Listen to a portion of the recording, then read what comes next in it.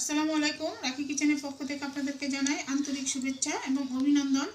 আজ আমি আপনাদের সামনে একটা ইউনিক আমার চ্যানেলের একেবারেই নতুন শীতকালীন পিঠাপুলির সিজন। এই শীত মানে পিঠাপুলি, তাই আমি আজকে আপনাদের কাছে দুধপুলি পিঠার রেসিপি নিয়ে হাজির হয়েছি। এই পিঠাটা বানানো সহজ, খেতে দারুণ লাগে। শীতের সময় এই পিঠাটা বানিয়ে আপনারা অনায়াসে 2 থেকে 3 দিন খেতে পারেন এবং এটা যদি একটু নর্মাল ফ্রিজে রেখে দেন তাহলে 1 সপ্তাহ পর্যন্ত খেতে পারবেন। এই পিঠাটা খেতে যত মজা হয়, বাচ্চা থেকে বুড়ো সবারই খুবই পছন্দের পিঠাটা।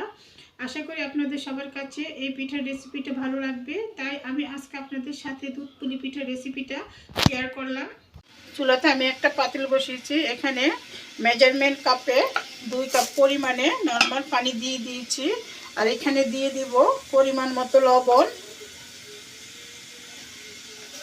দিয়ে দিয়েছি পরিমাণ মতো লবণ দিয়ে আমি একটু অপেক্ষা করব পানিটা না ফুটে ওঠা পর্যন্ত। দেখেন বন্ধুরা, এখন পানিটা ফুটতে শুরু করেছে। এই পর্যায়ে এখানে আমি বাজারে যে কিনা চালের শুকনা গুঁড়িটা আছে এই গুঁড়িটা দিয়ে এখানে আমি আজকে ব্যাটারটা রেডি করব। এখানে আমি চালের গুঁড়া দিয়েছি 1 কাপ, আর দিয়েছি আরও 1 কাপ, দিয়ে আমি মোট আর আধা কাপ চালের গুঁড়া দিচ্ছি এখানে। আর দিব না, মোট আধা কাপ, মোট 2.5 কাপ চালের গুঁড়া দিয়েছি।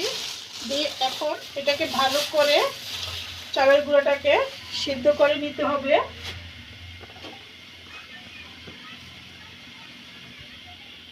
গুঁড়াটা দিয়ে এখন ঢাকনা দিয়ে দিচ্ছি, আর এখানে চুলাটাকে কিছুটা কমিয়ে দেব যাতে ভালো করে চালের গুঁড়োটা সিদ্ধ হয়। তাই এখন আমি ঢাকনাটা সরিয়ে দেখছি আমার আটাটা ভালো করে পারফেক্টভাবে হয়েছে কিনা। দেখেন বন্ধুরা, আটাটা চারদিক দিয়ে ভালো করে হয়েছে। এখন এই পর্যায়টাকে আমি কাঠির মাধ্যমে ভালো করে পানির সাথে মিশিয়ে নিচ্ছি। আমার ব্যাটারটা ভালোভাবে হয়েছে। এই যে এইভাবে আপনারা যখন করবেন এইভাবে হাতের মধ্যে নিয়ে ডলা দিয়ে দেখবেন। এই যে দেখেন, বুঝে যায় ব্যাটারটা হয়ে গেছে। এই পর্যায়ে আমি চুলা থেকে নামিয়ে নিচ্ছি। ঢাকনা দিয়ে রাখছি ভালো করে। একটা পাতিল বসিয়েছি, এখানে আমি বাটালি গুড় দিয়ে দিয়েছি। যেহেতু শীতের সিজন, এই সিজনে বাটালি গুড় দিয়ে যে কোনো পিঠা বানালে খেতে অসাধারণ হয়, তাই আমি বাটালি গুড় দিয়ে এইখানে পুলি পিঠা বানাবো। পুলি পিঠার ভিতরে যে নারকেলের পুরটা করে তার জন্য এখানে বাটালি গুড় দিয়ে দিয়েছি। দিয়ে এখানে সামান্য একটু পানি দিয়ে দিব গুড়টা গুঁড়ো গলে যাওয়ার জন্য। সামান্য করে পানি দিয়ে দিলাম, দিয়ে গুড়টাকে নেড়ে ছেড়ে পানির সাথে মিশিয়ে গলিয়ে নিব। আমার বাটালি গুড়টা গলতে শুরু করছে। এই পর্যায়ে এখানে আমি আগে থেকে নারকেল কুড়িয়ে রেখেছি, এই যে নারকেলটা দিয়ে দিব।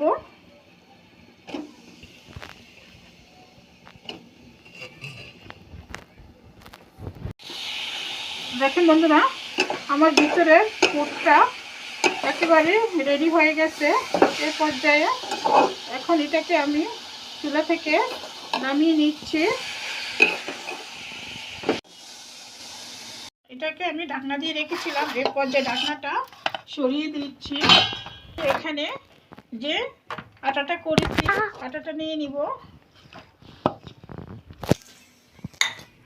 দেখেন বন্ধুরা, ব্যাটারটাকে এখন ভালো করে হাত দিয়ে আমি ডলে ডলে ভালো করে মেখে নিচ্ছি। এটা কিছুটা কুসুম কুসুম গরম থাকা অবস্থায় এই আটাটাকে মেখে নিতে হবে। যত ভালো করে মাখাবেন আপনার পিঠাটা ততটাই মিশ্রণ হবে এবং পারফেক্টভাবে হবে।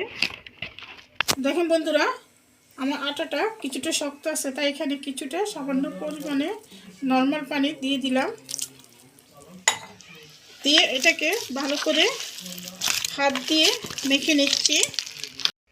দেখেন বন্ধুরা, এই যে এখানে আমি একটা ডো রেডি করে নিয়েছি। দেখেন এই যে ডোটা আমার এরকম নরম হবে, দেখতেই পাচ্ছেন। এখন এটা একটা পারফেক্ট ডো হয়েছে। এই যে দেখেন আপনার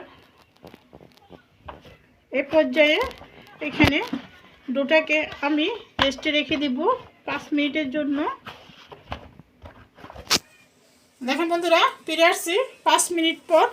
এখন এই ডোটা থেকে আমি ছোট ছোট করে লিচি কেটে নিচ্ছি। এই সাইজের ছোট ছোট করে লিচি কেটে নিয়ে ডোটাকে এরকম হাতের সাহায্যে করে আমি একটু গোল করে নিচ্ছি। এখানে এরকম করে গোল শেপ করে বানিয়ে নিয়ে এখন এটাকে বাটির মতো করে এইভাবে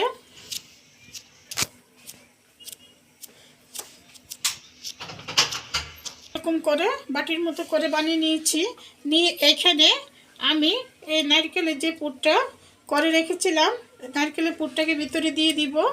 দিয়ে এটাকে দোনো পাশে মুখটাকে চেপে চেপে বন্ধ করে দিচ্ছি। দেখেন বন্ধুরা, এটাকে মুখটাকে বন্ধ করে দিয়ে এই মাথা থেকে আমি একটু এইভাবে করে পুরটাকে দিয়ে একটা ডিজাইন করে নিলাম। এটা দেখতেও সুন্দর লাগবে আর ভিতর থেকে মুখটা খুলে আসবে না। এইভাবে করে আপনারা পিঠাটাকে বানিয়ে নিতে পারেন। দেখছেন বন্ধুরা, কত সহজে আমি একটা পিঠা বানিয়ে ফেললাম। আমি আপনাদের সুবিধার জন্য আরেকটা পিঠা বানিয়ে দেখাচ্ছি। আরেকটা পিঠা বানিয়ে দেখাচ্ছি। দেখেন এরকম বাটির মতো করে নিয়ে ভিতরে আমি পুর দিয়ে দিয়েছি। দিয়ে দোনোটা পিঠার মুখটাকে এইভাবে চেপে চেপে একসাথে করে দিব। পিঠাটা বানানো সহজ, খুবই সহজ পিঠাটা বানানো। খেতে দারুণ লাগে। শীতের সিজনে এই পিঠাটা খেতে অসম্ভব মজা হয়। তারপরে এইভাবে চেপে চেপে দিয়ে এখান থেকে একটু নিয়ে এইভাবে সুন্দর করে এই সাইডের এই নকশাটাকে আপনারা করতে পারেন। এটা দেখতে সুন্দর লাগে আর আপনার প্লাস পয়েন্ট ভিতরে থেকে আপনার পুরটা বেরিয়ে আসবে না, মুখটা খুলে গেল। এই যে দেখতে পাচ্ছেন বন্ধুরা, এই যে একে একে করে আমি সবগুলো পিঠা বানিয়ে নিয়েছি, দেখতে পাচ্ছেন। এই পর্যায়ে আমি পরবর্তী প্রিপারেশনে চলে যাব। দেখেন বন্ধুরা, এই দুধ পুলি পিঠাটা বানানোর জন্য এখানে আমি দুধ নিয়ে নিয়েছি পাতিলে, আধা কেজিরও বেশি, প্রায় 3 পোয়ার মতো নিয়ে দুধটাকে এখন জাল দিতে দিয়ে এটাকে আমি গরম করে নিব। দেখতে পাচ্ছেন, দুধটাকে আমি জাল দেওয়ার জন্য চুলাতে বসিয়ে দিয়েছি,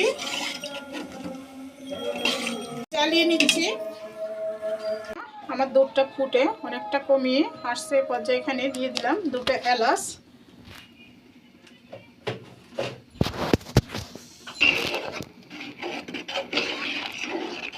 দেখুন বন্ধুরা, এই যে এখানে এই পর্যায়ে আমি দিয়ে দিব এখানে 10 টাকা দামের একটা পাউডার দুধ।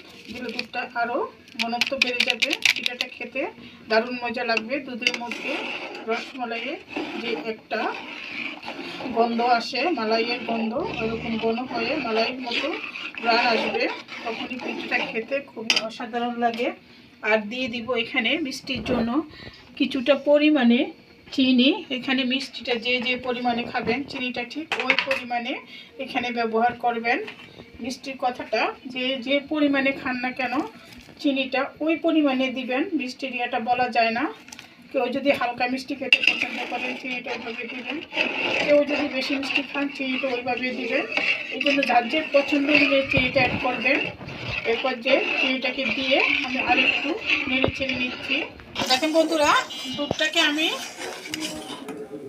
জ্বালিয়ে ঘন করে নিয়েছি একেবারে।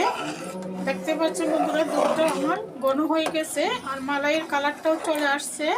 এই পর্যায়ে এখানে আমি একে একে সবগুলো পিঠা দিয়ে দিচ্ছি।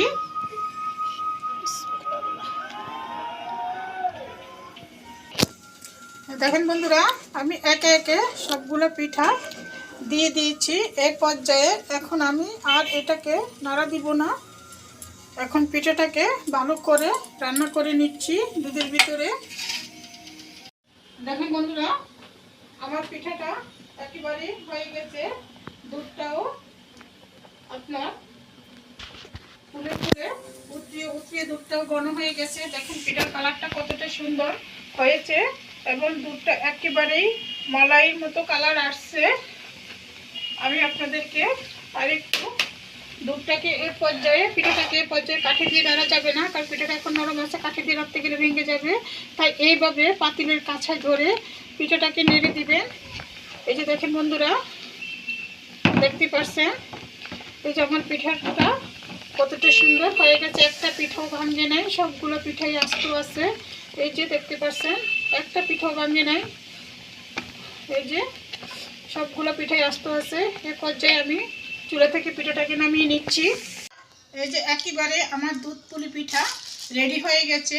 আমি উপরে কিছুটা ডাই নারকেল ছিটিয়ে দিয়ে এটাকে ডেকোরেশন করে নিচ্ছি। আপনারা আপনাদের ইচ্ছা মতো যে কোনো কিছু দিয়ে ডেকোরেশন করতে পারেন বা বাদ দিয়েও যেতে পারেন। আশা করি আপনাদের সবার কাছে আমার ভিডিওটা অনেক ভালো লাগবে। যদি ভালো লেগে থাকে তাহলে অবশ্যই লাইক, শেয়ার, কমেন্ট করবেন। প্লিজ প্লিজ প্লিজ আমার চ্যানেলটাকে সাবস্ক্রাইব করুন এবং আমাকে এগিয়ে যাওয়ার জন্য সাহায্য করুন। আমি আপনাদের কাছ থেকে বলে বিদায় নিলাম। আপনারা সবাই ভালো থাকবেন, সুস্থ থাকবেন। আল্লাহ হাফেজ।